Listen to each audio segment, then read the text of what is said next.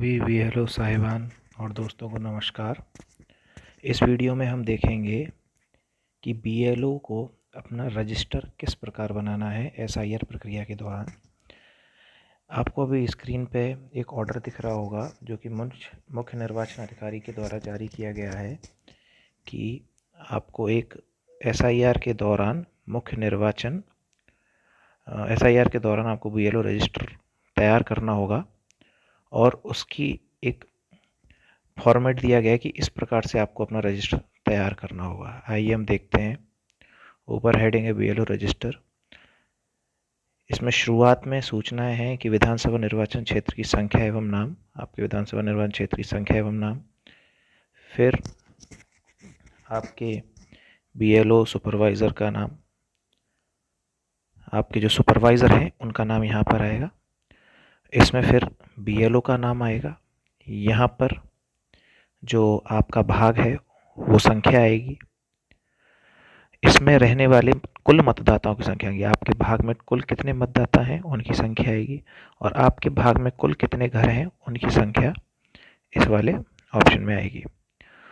उसके पश्चात नीचे जो हमको टेबल दी गई है उस टेबल में हम एक एक करके समझेंगे कि किस वाले कॉलम में क्या भरा जाएगा। सबसे पहले तो ये क्रमांक है, दूसरे में है भाग संख्या में क्रम संख्या। हर रो के अंदर हर मतदाता की एंट्री होगी।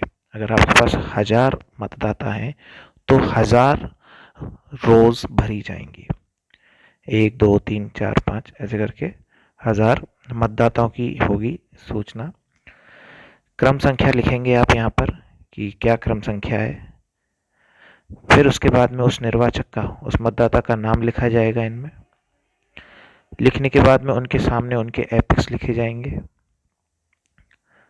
उसके बाद में उस निर्वाचक का, उस वोटर का मोबाइल नंबर लिखा जाएगा यहाँ पे। उसके बाद में ये वाला जो कॉलम है इसका मतलब है कि आपने उस मतदाता को कितनी तारीख को, किस दिनांक को इनैमोरेशन फॉर्म जो है वो वितरित दिया, तो वो तारीख आपको इस वाले कॉलम में लिखनी है। और जब उसको आप फॉर्म देंगे उसी समय पे आप उससे हस्ताक्षर भी करवाएंगे।